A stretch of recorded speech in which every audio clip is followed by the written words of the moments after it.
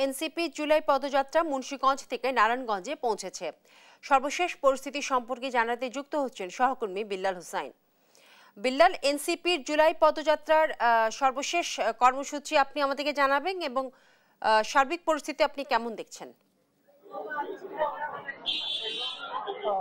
বিপাশা, দেশ গড়তে জুলাই পদযাত্রার অংশ হিসেবে নারায়ণগঞ্জে আজকে জাতীয় নাগরিক পার্টি এনসিপির যে কেন্দ্রীয় নেতৃবৃন্দ তারা কিন্তু বিকাল 3:30টায় মুন্সিগঞ্জ থেকে নারায়ণগঞ্জের নিতাইগঞ্জে এসে পৌঁছেছেন এবং এখন কিন্তু এনসিপির নেতৃবৃন্দ এই নারায়ণগঞ্জে জুলাই আন্দোলনে যারা হতাহত হয়েছেন, শহীদ হয়েছেন, সে পরিবারের সঙ্গে তারা সৌজন্য সাক্ষাৎ করছেন এবং তাদের সঙ্গে কথা বলছেন।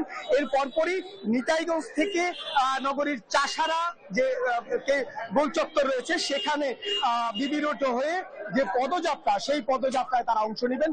ইতিমধ্যেই দলটির স্থানীয় নেতাকর্মীরা বিভিন্ন উপজেলা থেকে মিছিল নিয়ে কিন্তু এই নিতাইগঞ্জে উপস্থিত হয়েছেন এবং পুরো এই নিতাইগঞ্জ এলাকা কিন্তু এখন লোকে লোকারণ্য হয়েছে এবং আমরা দেখেছি যে জাতীয় নাগরিক পার্টির যে সকল স্থানীয় নেতাকর্মী রয়েছে তারা কিন্তু ব্যানার ফেস্টুন নিয়ে কিন্তু এখানে এসে উপস্থিত হয়েছেন এবং তারা কিন্তু বিভিন্ন ধরনের স্লোগান দিচ্ছেন এবং এই পদযাত্রায় যেটি মূল আনুষ্ঠানিকতা, দলীয় নেতাকর্মীরা এই নগরীর বিবি রোড হয়ে চাষারাতে এই পদযাত্রা অংশ নেবেন। তার পরপরই কিন্তু আসলে সেখানে জাতীয় নাগরিক পার্টির আহ্বায়ক এবং অন্তর্বর্তী সরকারের সাবেক উপদেষ্টা নাহিদ ইসলাম কিন্তু বক্তব্য রাখবেন।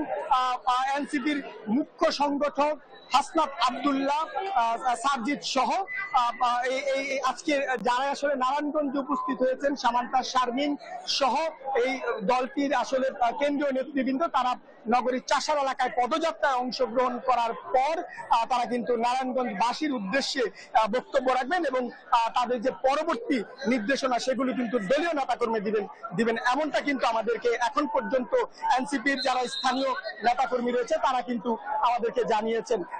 জানিয়ে রাখতে চাই বিপাশা, এই পদযাত্রাকে ঘিরে নারায়ণগঞ্জে আইন শৃঙ্খলা বাহিনীর পক্ষ থেকে বিশেষ যে বাড়তি নিরাপত্তা ব্যবস্থা সেটি নেওয়া হয়েছে।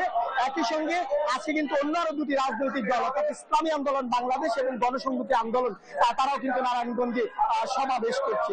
হচ্ছে আমার কাছে এই মুহূর্তে নারায়ণগঞ্জের সবশেষ পরিস্থিতি। বিপাশা। বিল্লাল, আপনাকে ধন্যবাদ।